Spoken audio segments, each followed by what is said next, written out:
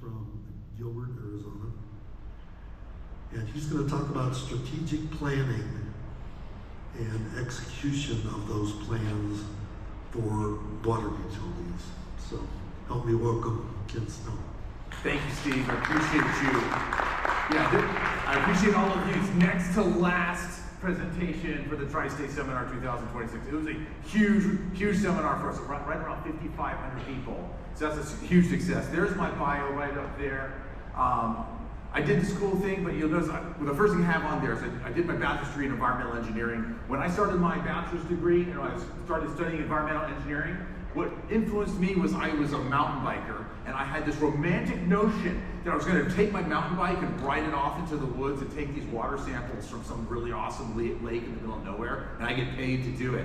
My first job, I'm like bulldozing the desert. I was like, I signed up for the wrong thing, man. It's like I felt like it was just the wrong career field at first. And that's why I made that segue into operations. It also took me 8 years to get through school. You know what you call people that take 8 years in school? Doctors. I am not a doctor. I am a slow learner is what I am. Okay? I had to do some weird things in my career, and that's why you see that military background that's on there. And some of the things that I did in the military. I'm a public affairs officer, and that's where I got a lot of the public speaking experience and things like that, to make sure I'm pushing information out. About 17 years, I got about 3 more years to go until I retire from there. I am a 4x4 operator in the state of Arizona. Some of you California cats, you got grade 5. We'll get there eventually. I am a registered engineer, but stay where you're at. I promise. I try to be the link between the operations and the engineering world. I recently became a musician. I'm into fitness and ugly sport coats. So that's me, so you know a little bit about the guy that's up here. I'm going to talk a little bit about strategic planning and the execution of water utilities. Now, you are audience number 2 for this presentation. I actually gave this presentation last year in the leadership track, and I had the opportunity to present it here this year. So there's my overview of content, and you'll notice I am not representing my employers. I am not representing the town of Gilbert. I do not represent the Department of Defense. When I'm up here, I'm me sharing my views and my experiences. I want to get that disclosure all out there. But those are the things I'm talking about today. I'm going to give you a little intro, and I'm going to use this word, framework. And I'm going to explain what that is. If I say framework right now, do you know what it is? We'll get there. All right. And then driving a successful workforce. I want to touch on some of those things. I'm going to try to get to economics, but I'm going to I'm more than likely going to run out of time. And while I'm stalling a moment, because what I'm going to do is I'm going to start my stopwatch, because this is how I self-manage. Don't judge. Okay, moving on. All right. You know what an SOP is? What's the acronym mean? Standard Operating Procedure? A framework is an SOP for people that send emails for a living. All right, got it? It's how you think about it. It's a process that you go through to think about something, to develop that guidance. The standard operating procedure is how we do something. The framework helps you develop what. Okay, so it's a process that we go through that doesn't have defined answers. It's not quite as defined. It takes a little bit of critical thinking. We're going to talk a little bit about that as we move through the process. But right now, you didn't know what the word framework actually meant. That's like a weird concept when I introduced it to you. So there's something called the competency spectrum. I'm going to introduce to you your first framework of this hour. And this is what it looks like. This is called the competency spectrum. We all start off on that far left-hand guy. That's the unconsciously incompetent. I do hate this word. The word incompetent sounds like it's pejorative. That's a fancy word for saying it. It's kind of insulting. Like, it's not intended to be insulting. It's just that you don't know. Incompetent is different than being stupid. You can learn. You can learn. You're unconsciously. You don't know what you don't know. We've all been there when we started our careers. We didn't know what we were getting into. As you start to learn about your career, you start learning the things that you need to be masterful of in your career, you become consciously incompetent. Now you know what you don't know. You're working with people that are teaching you, and you're like, wow, that person, they are able to coach me and teach me and mentor me. Eventually, you're moving up the spectrum. Consciously competent. You know what you know. And unconsciously competent. We have another phrase for this that we call it blank memory. Anybody? Chirp, chirp, chirp, chirp, chirp. Oh wait, when you do something without thinking about it, we call it blank memory. Muscle memory, I heard it. Muscle memory. You do it without even thinking. You ever just typed in your ATM code without even thinking it, or unlocked your phone, just hitting the pattern, and then somebody asks, hey, what's the code to your phone? You're like, I don't know. Because you have it memorized, it's muscle memory, unconsciously competent, right? You reach that highest stage of competence. That is your first framework. Now you know this is an exercise in self-awareness, and we'll get there. So why strategic planning for water utilities? I want you to imagine you're leaving high school. Just enter a young person leaving life. Some of you are a little closer to that leaving high school age, right? And you jump into a pool, and your objective is to get as far as you can in that pool as fast as possible. What's the fastest way to get to the edge of the pool? Get out. Yeah, but you have to know what direction. Do most of us have that direction when we're leaving high school? Probably not. I hit the button that everybody hits by accident, but I knew how to get back. Okay, so what ends up happening is most people jump into the pool, they spend their entire life in that one little circle right at the point where they enter life. If you start to swim, maybe it has random direction. It's inefficient. You're just all over the place, and it's inefficient. You spend energy over here. You bought this house. It's a bad decision. You chased a job in another state, and it turned out to be a problem. You change careers. I wanted to go and sell houses for a living. I'm a crappy realtor. I don't like people, and I need to go and drive a truck for a living. No, I don't want to do that. I'm going to join the water industry. I've had a handful of different careers in my life. Just the guys who are still working 2 jobs. I'm an assistant director. All right. The fastest way out of the pool is to pick a direction and go. Right? You just pick a direction and go. Any direction is better than no direction. Does this framework work for you? All right, does everybody agree with the framework? Does this make sense? Just pick a direction. I literally don't care, but you have to move out of the house, young man. You need to go and find your life. Find yourself. Young lady, you need to go and find your career. You need to make something of yourself. We've all had this conversation, right? But that's the thing. This pool analogy breaks down. This framework breaks down right about there. Because the reality is that we don't swim around in a pool, do we? Is it a little bit better? Is this more like life? Organizations do this same thing. No direction. It's just a small town that grows and we didn't have direction. But what would you need to be successful? Because you're going to jump out into that ocean and you're going to start swimming, right? You're going to start swimming. And let's talk a little bit about that. I'm going to check my notes really quick on the other concepts I wanted to hit here. Direction is extremely powerful. And that's the takeaway that I wanted you to get here. I'm clicking and it's not going. Please work.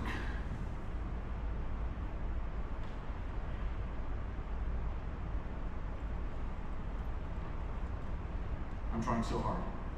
Oh, there we go. There we go. All right. I'm using this book. This is called a FM Field Manual 3-07 Stability Operations. This is published by the Department of the Army. You can actually just Google that phrase and it will come up. But this is what stability is. It's when the local populace regards its governance institutions as legitimate and its living situation as acceptable, predictable, reliable, safe services. Does this sound familiar to anybody? Regulatory compliant safe services. These actions aim to enable the function of governmental, economic, and societal institutions. So these are stability concepts. This is a framework that's published inside of that field manual. When a state, when we use the word state, means nations, but here in the United States we have 50 states, right?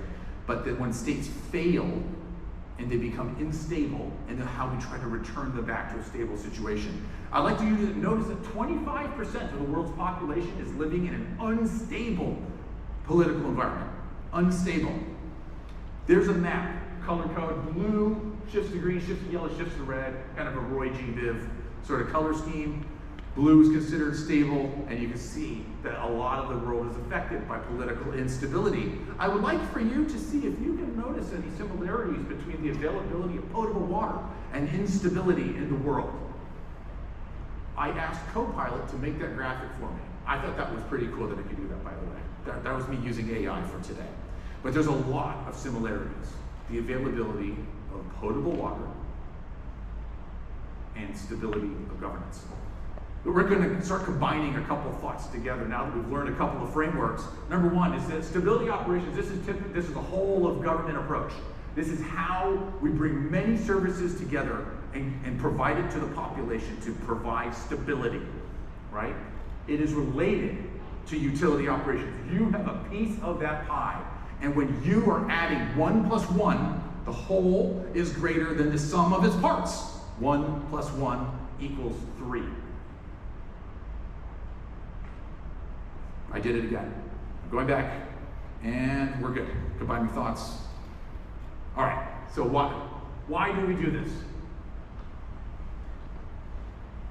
Anybody recognize this triangle?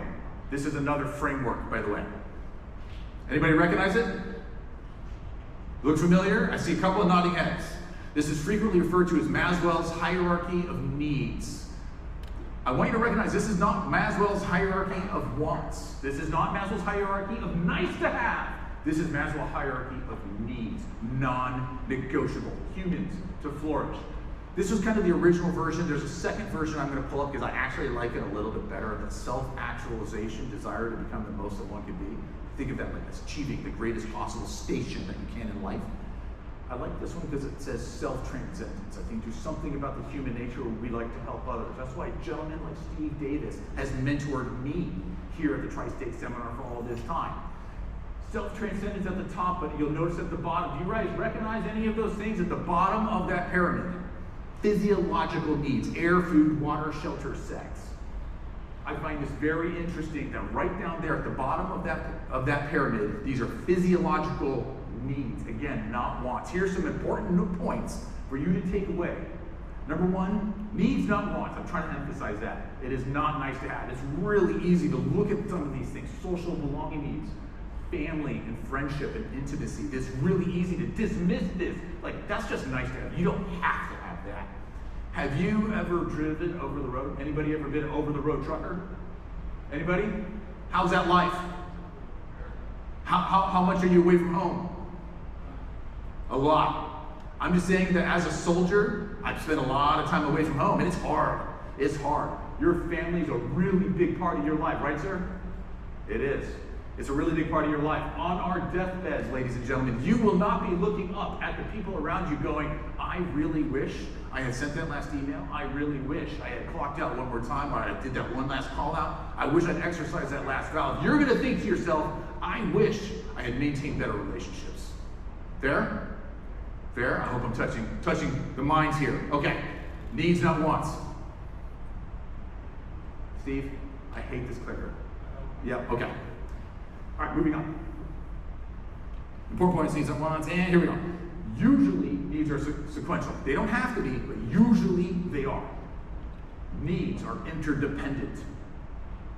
You might be safe, but if you're dehydrated because there's not water available, but you have great security services around you, like police and fire services are available, but you don't have food, that's probably not going to work. And these are necessary for motivation and fulfillment of human beings. We have to provide all of these things to our communities for a nation to be stable. But I'm going to talk a little bit more about that here in a moment. So there's your introduction and concepts. You recognize these things at the bottom. This should be very familiar to you because that is your piece of the pie as professionals of the profession of water. And that is something that's very special. Here's an introduction of the next framework. This is called a glide path. In the military, we actually call this a road to war. So this glide path is a very simplified way of looking at steps necessary to get to an end state, to a goal. I like to use something called the rule of threes. Yet another framework. I really have a lot of these, don't I? All right, so if you have some goal that's out there, you need to get there, right? Quote by Wayne Gretzky, go where the puck is going. I think I'm now on the 4th water quality regulatory crisis of my career. I think it started with nitrates and arsenic and TTHMs. Now we're on to PFAS. There's going to be something after PFAS. Are we all in agreement there? There's going to be something else that we're doing, and we need to prepare for that now because you are professionals of the profession of water. The idea is that you know what the goal is. So I'm going to give you a little example of using this framework. Let's say that you want to go to the moon. Sometimes people call this the moonshot goal. That's why I like to use this as the example. You want to go to the moon. You want to start planning how to go to the moon. How do you get to the moon? Somebody blurt out an answer. Give me something. How would you get to the moon? How would you tell? Say it. I can't hear it. Say it. Launch pad. Get on launch pad. Okay. Close. I like where you're going. I think you got to work for NASA. There's one program in NASA that goes to the moon. Anybody know what it's called? It's really cool. It's called Artemis. Okay, that is it. That's the only way humans are going to go back to the moon. So you got to get onto that program. How do you get onto that program? Well, it's very competitive to be at NASA, but what we'd have to do is we'd probably have to become, there's only like certain categories of astronauts that go out there. Astronauts, you have to get onto ISS, and the people that get onto the ISS are astronauts and they're pilots and they're medical doctors. So they're kind of the two categories of people that go out there. So if you become a pilot and a medical doctor, that is probably going to increase your chances. What's one of the best medical schools you can go to? Probably Harvard Medical School, so that you have that necessary experience. I have to cheat and look at like what the next pop-up is so that I can like feel like I know what I'm doing here. In order to be a great pilot and really be competitive, maybe a degree in mathematics from UC San Diego. Does anybody know where I'm going with this?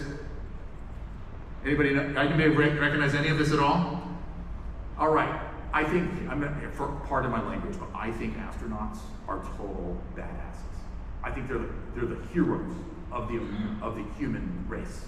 I think that astronauts are just absolute people that are incredible. Who are the biggest, baddest people that you can think of?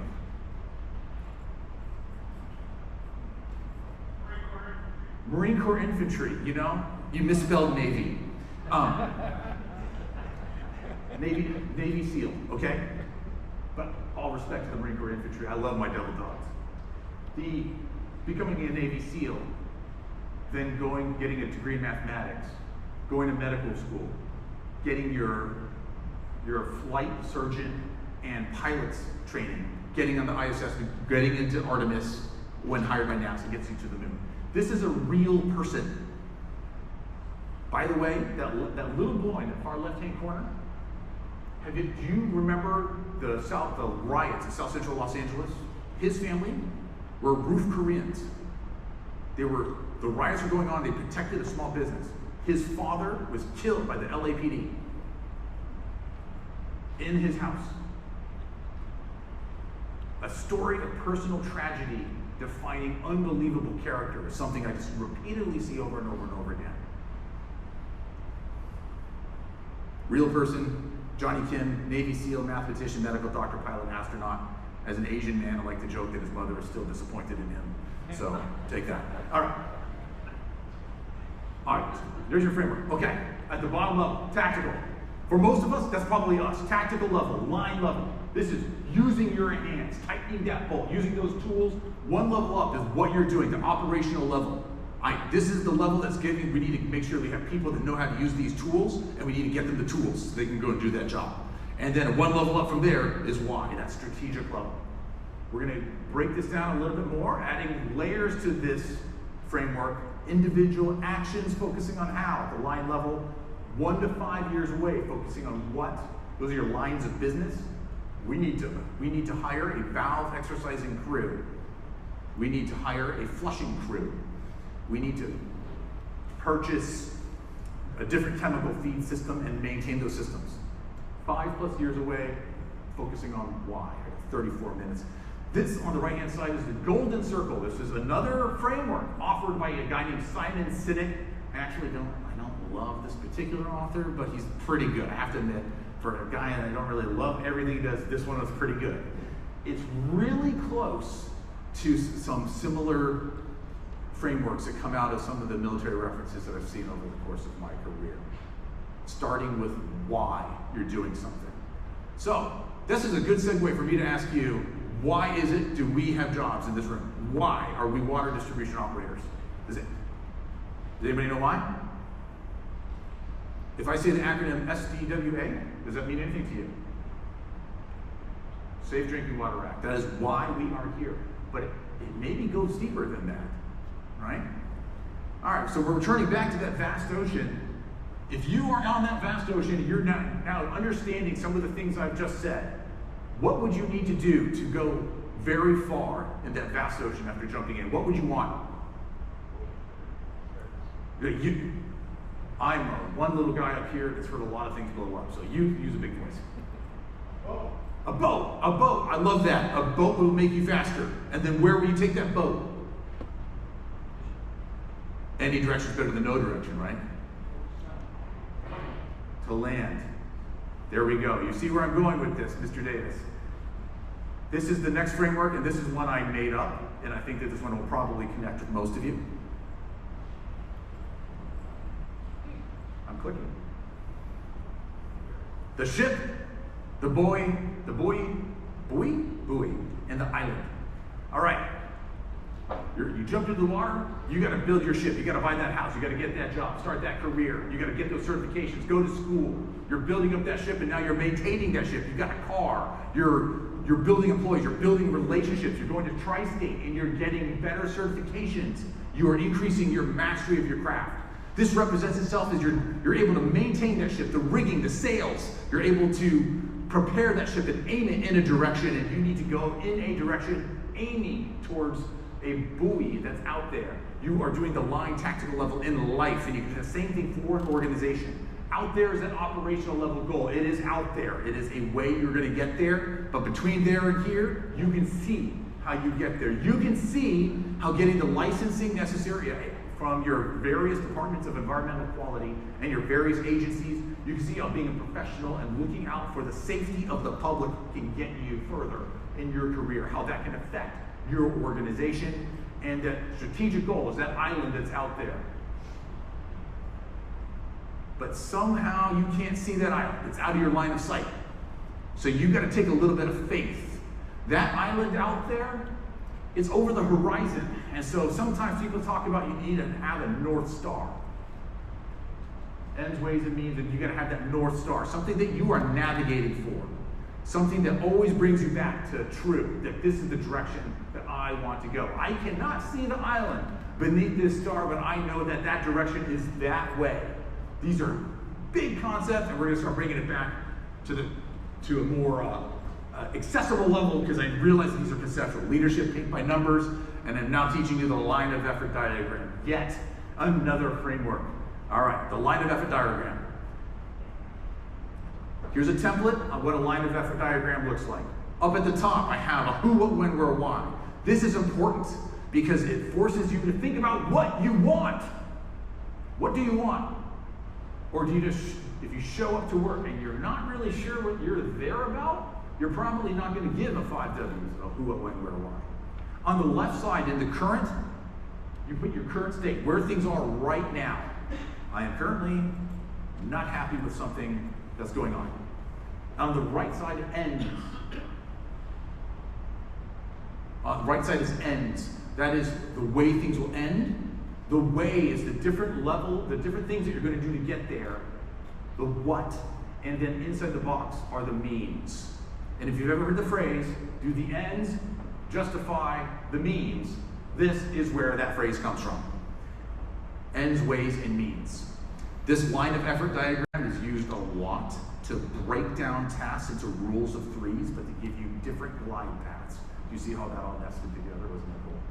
All right, so I accidentally hit the slide earlier. You saw the dirty laundry. I'm going to share with you some of my dirty laundry. So this is just between you, me, the internet, and 150 or so of our closest friends, okay? So this is the line of effort diagram that I built at work. At the time that I put this one together, I was the wastewater manager for the town of Gilbert. Inside of my duties as the wastewater manager, I had both wastewater collections, treatment plant operations, and reclaimed water operations. And one of my really big challenges was I was having a nitrate problem, a total nitrogen problem at one of our treatment plants. And I focused in on maintaining and compliant operation, water treatment processes of the water reclamation facility, and ensure regulatory compliance with specific attention on total nitrogen removal. That was one of the means to maintain safe and compliant operation. But I had supporting goals. I had to monitor recharge volumes with specific attention. That was the Neely recharge facility was the facility that I was focusing on, having this process upset. And the T1, T3, this means trimester 1, trimester 3. At my work, we do goals by trimesters instead of quarters. That's just a Gilbertism. And trimester 3, use available safety training in-house and outsourced to train the workforce. I have some augment the workforce goals in there, establishing Infomark renewal with R&R clarifications and staffing requirements. I had a third-party operator. I wanted to make sure that we had contractually making sure that we are managing that contract. Vulnerability assessments, enhancing the operational craft. You'll see under in the task, trimester 2, under the bottom, I can't point with this thing. Oh, I got this thing. Hold on, check this out. I think I'm the first person to use it. Right down here, I have that capturing relevant data. This has to do with using CMMS data, garbage in, garbage out. I couldn't make informed decisions. I had specific objectives on training the workforce and retaining the workforce because we were hemorrhaging staff. Back to local governance infrastructure. Infrastructure is the mechanism that delivers the fundamental needs of society. This paper, this is from the, I believe it's the Engineer, Research and Development, something, ERDIC. I forget the acronym, but they, in this document, understanding the effects of infrastructure changes on subpopulations, they will teach you about this thing that we call Engineer Reconnaissance, or an acronym called SWET-MSO. These are the essential functions of basic governance. You have to have them. They are on that bottom layer of Maslow's hierarchy of needs, yet another framework. Yes, I know, I've got a lot of frameworks going on here. So you can break this one down and you'll see this one come back a little bit later. But what happens when you provide these to a society, they have them, and you start taking them away? If only we had a recent case study that we could take a look at. Let's examine a random US city in January to July 2020. What was happening in 2020? COVID. Changed the world really quick. What was one of the first things that got affected when COVID hit? Toilet paper. We had some commerce issues. Yeah, we did. We had things got weird. What were hospitals like? Oh, they get weird? Did all the people in the office disappear? 2 weeks to lower the curve. Remember that? 2 weeks turned into a year and a half. Medical facilities were strained. Kids had to stay home from school. Academics became strained. What else happened? You mentioned the hamburgers. Hamburgers, couldn't find toilet paper. Commerce, basic commerce is affected.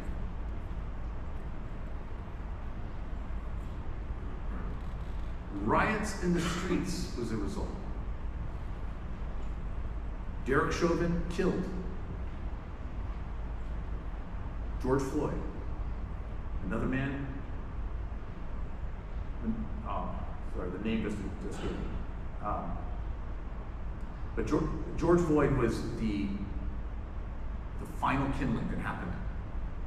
His death sparked riots across the United States. We lost 4 out of those 8 services because that is what civil instability looks like. The services that we provide, we take it so for granted here in the United States. We can take it for granted, but it is very fragile. Infrastructure is the mechanism that delivers the fundamental needs of society. And the local population regards its governance institutions as legitimate and its living situation as acceptable and predictable. No politics involved here at all. That is loss of civil services. You may be protecting, treating, and conveying water, but you are contributing to civil stability. And the most dangerous thing for any community is a loss of confidence and trust in its local governance. And you can use this framework, SWET-MSO, to evaluate your community.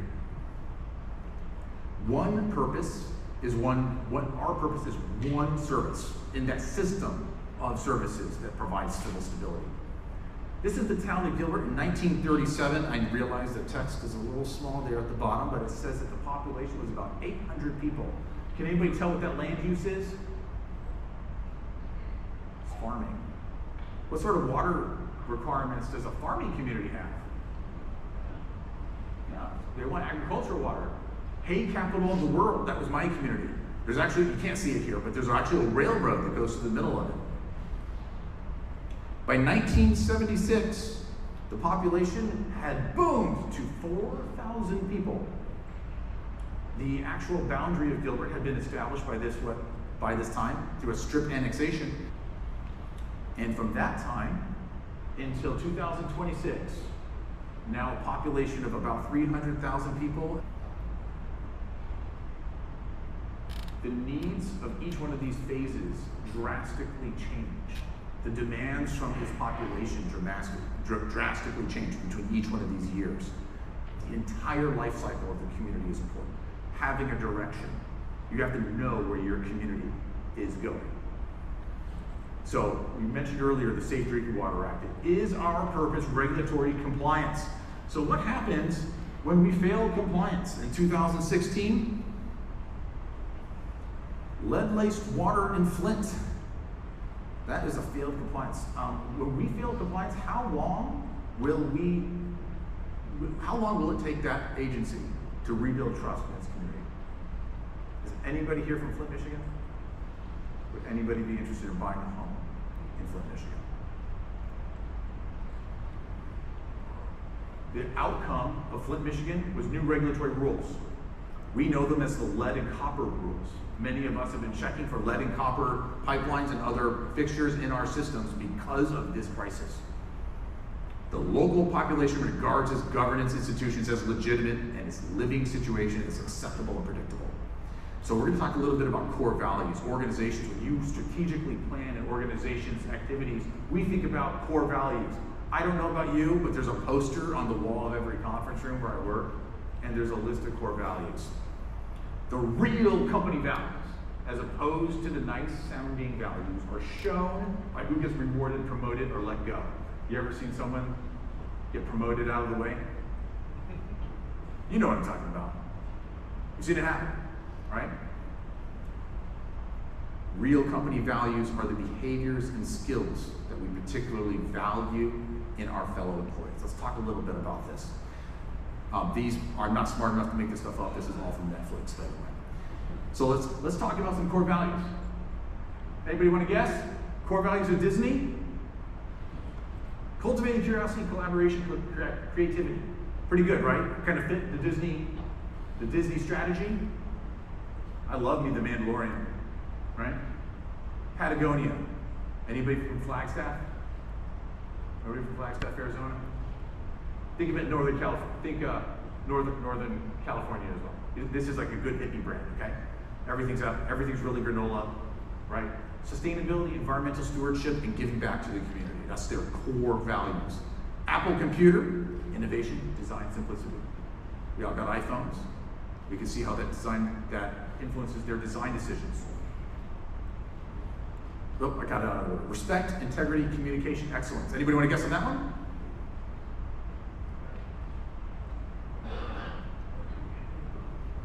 For those of you that were not born back in the 1900s, Enron got in a lot of trouble. The board of directors there made some decisions that compromised its shareholders and affected a lot of people's retirements. If anybody happens to be from the city of Cottonwood, thank you for humoring me. I found when I look at strategic plans, I just love this stuff. The city of Cottonwood has the best one I've ever seen. I just love it. But they published a statement at the top here. They give you an avoidance goal and approach goal. Maintain a uniquely desirable and sustainable community. What I love about that is the city of Cottonwood was a mining town, and they're reinventing themselves as a tourist destination. And that is their plan. We will enhance our position as the economic center for the Verde Valley. This is kind of between Phoenix and Flagstaff. They're right off of Highway 89A, intersection of 260 on the way to Sedona. Directly north of them is Sedona, Arizona, and Flagstaff, Arizona. Cottonwood's kind of on the way, but they're making a name for themselves by having a revitalized downtown area and all these other cool things. I just thought that was so cool. But the real company values, as opposed to the nice values, the nice sounding values are the ones who get rewarded, promoted, let go. And what they've done is they found a team that will promote what's most important to them. And so they, in this document, actually published this little, it's so small, I'm so sorry for the seeing eye test.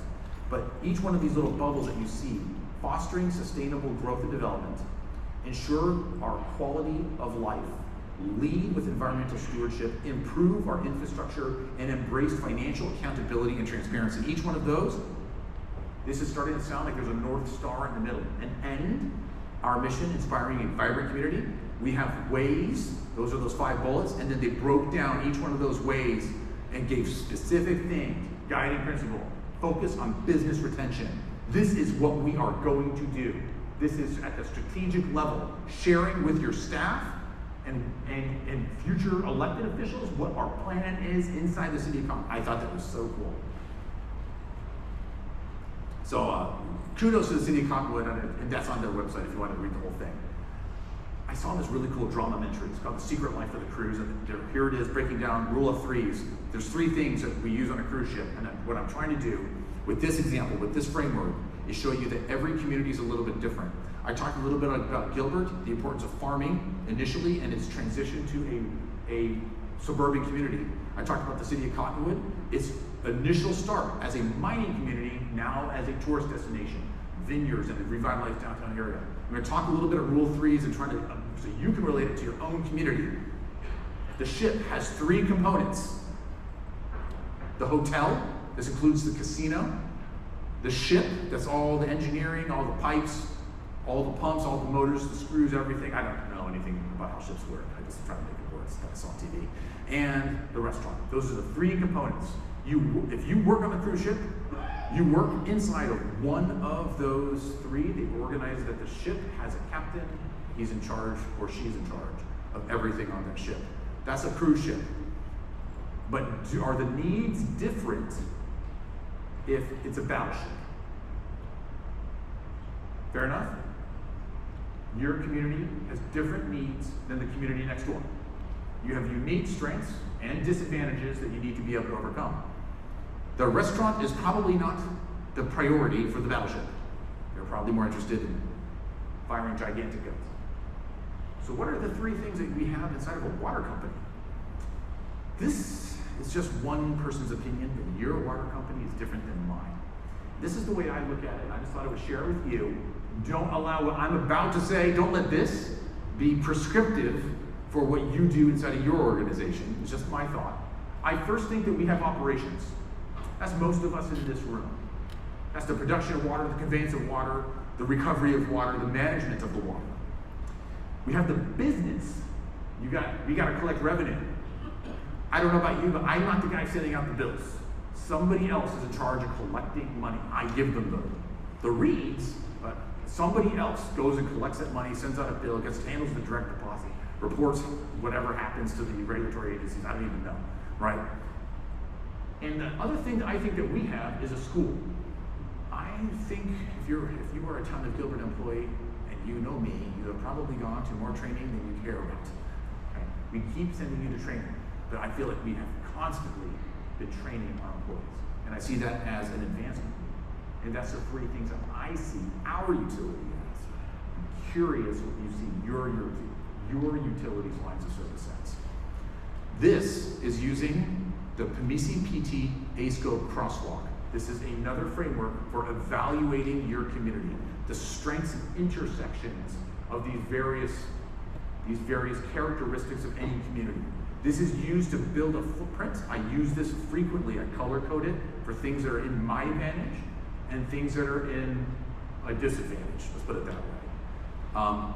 Every couple of years, every one of our cities has an election, and you have new council members, new direction.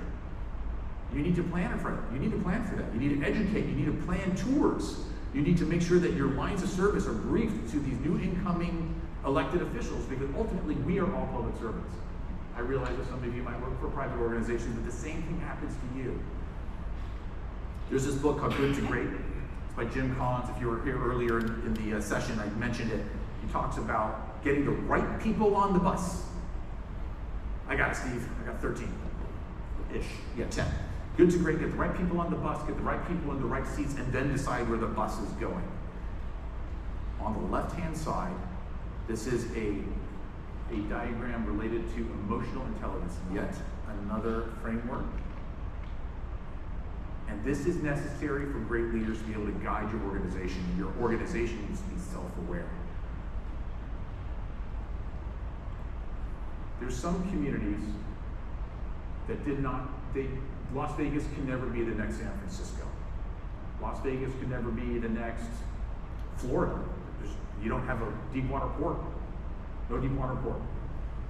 We had to invent it here in Las Vegas. And that's why they turned to tourism and the casino industry, the hospitality industry. Here's another framework. Schofield's definition of discipline when it comes to leadership. It's a paragraph long, but if you Google this, it'll come up. There's only two possible outcomes in any interaction between you and that next person. It could be your boss, it could be someone that reports to you, desire and resentment. And our goal as leaders is to instill great desire to accomplish our purpose. And they cannot do that if you do not know the purpose. Our purpose is to protect the health of the public and to provide civil stability, to meet our purpose of contributing to civil stability for our community. Go exercise 25 valves today. There's a difference between those two messages. The empowered workforce model requires trust. It is a spectrum. On the far left-hand side is control, and your goal is to get people to think for themselves and push all the way to the right side so they are able to go and execute work by themselves. I got about 8 minutes left, so I am going to hurry up a little bit. But here's the 7 principles to empower your workforce. Competence, you gotta have people that know what they're doing. You put somebody in the wrong spot, oh my gosh, my favorite one is electricians. Hire an electrician. There's a lot of people that say they're electricians, but they are residential electricians, and things are a little bit more dangerous when we're talking north of 220, right? So you have to have high competence, mutual trust. You as a leader, you as a follower are able to trust your boss, and you're able to trust the people who report to you. You trust them to do their job. They trust you not to burn them if there's an error. Shared understanding, removing the silo of information. Clear leader's intent, I'll talk a little bit about that in a moment. Disciplined initiative, to go out and make decisions on their own independently, but with restraint. To use the written work order system, making sure that that shared understanding is enabled, and to accept prudent risk. You need to accept risk that is appropriate for the given situation. Not everything is perfect in this world. The world is messy. This is what a clear leader's intent, I might call it a clear manager's intent as well. Expanded purpose, key task with purpose and an end state. This is making sure that they know the why with left and right limits and how to conclude it. The reason why we do this, if I ask you to please take the trash out of the conference room because everybody just ate tuna sandwiches in there and I don't want the room to smell bad because there's a meeting coming up, but the dumpster is full so you can't take the trash out of the conference room, what can you do? Just put it someplace else. You may have failed the task, but you met the purpose. And that is how you empower a workforce. You're empowering creativity in the folks that are working for you.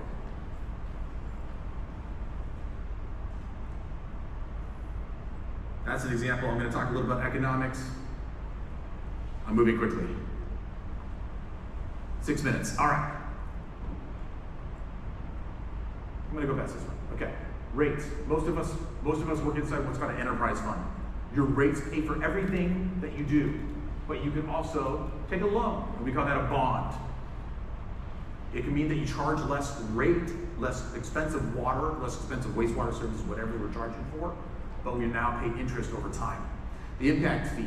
That is the money that somebody else is coming to your area. They're going to build something, but in order to connect to your system, that for infrastructure you have already constructed, they got to pay for their portion of its use. And that last one on the right-hand side is a general fund. That's something that most of us don't get to touch, but that is taxes. That's like property taxes and sales taxes. Usually on that far right-hand side, the general fund, that's usually paying for your police and fire, other essential services that we already spoke about earlier today. We get touched by the 3 revenue sources on the left-hand side of that chart pretty often, probably rates the most often. I have them in the order of ascending importance to you. That's probably the easiest way to look at this.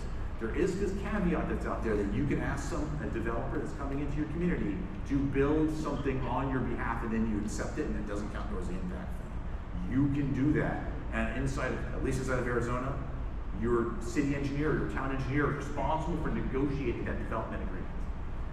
I'm not sure about Nevada and California. Okay, moving on. Reality. This Venn diagram, there is no such thing as a perfect community. You want stable services, low density, and low taxes. It does not exist. The reason why we have high density go in is because it creates a lot of extra revenue, extra taxes, extra rates, extra income is now coming in, but now you have that higher density. But if you want that lower density, less people are there to pay for the infrastructure that needs to go in, so that's why the taxes go higher. But if I don't want to pay those higher rates or those higher taxes, then we don't have enough people to pay them. That means you don't have enough money. Well, that's when we start getting service cuts. And in our business, it's a no-fail mission, right? Can't do that. Are you projecting out far enough with that money that we just talked about? This is my cash flow curve going out 200 years. That's my rehabilitation and replacement comparisons on what I would spend. This is 2 full life cycles of our infrastructure based on material type and expected life expectancies. You can see those big peaks. Remember that map I showed you earlier? That big map showed you how fast Gilbert grew between 1976 and 2026. In that period, and it was even more focused than that, to be honest with you, probably after 1990 to 2016 was our biggest growth period. But all that infrastructure went in instead of a 10-year period, which means that all of it's going to reach end of life about the same time. About 2080. This is to demonstrate that I know where the puck is going. In review, you've heard an introduction of the concepts. We talked about what a framework is. It's an SOP for people that send emails, but now you can use them too. You talked about the frameworks of ends, ways, and means, and how to develop that strategic vision. We talked about the city of Cottonwood's strategic vision as an example. We talked a couple of bullets on driving a successful workforce, and we talked a little bit about the economics that you need to consider inside of your strategic planning. Folks, I'm available for questions, but I've taken it up right to the 2-minute line. I think that's probably the closest anybody's gotten, right? Yeah, pretty good?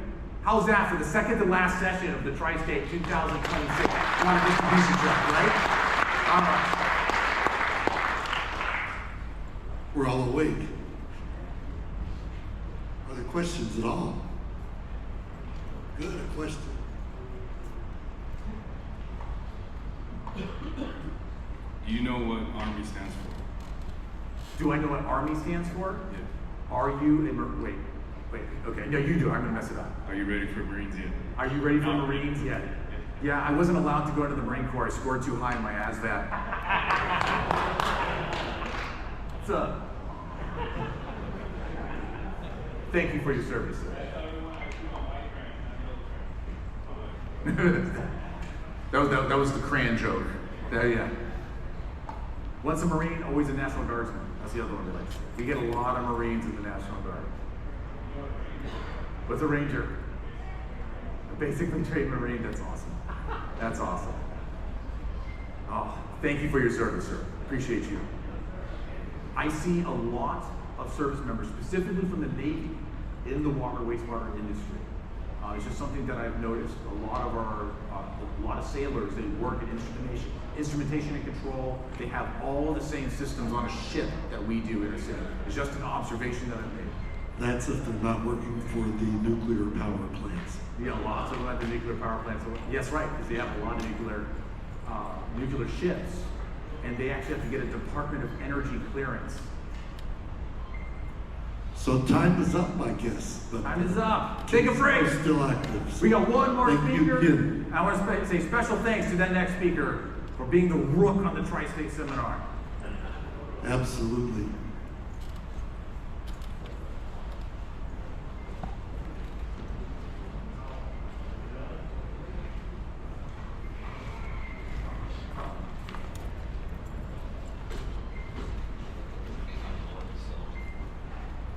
Are you up next? Oh, I'm glad I didn't go to the men's room.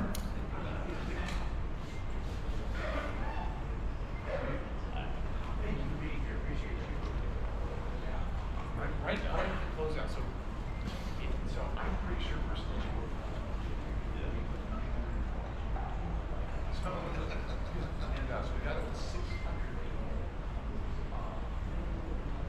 Yeah, I definitely appreciate you. How's it going? I appreciate you. Yeah, thank you. I appreciate you both. Thank you so much. Yeah.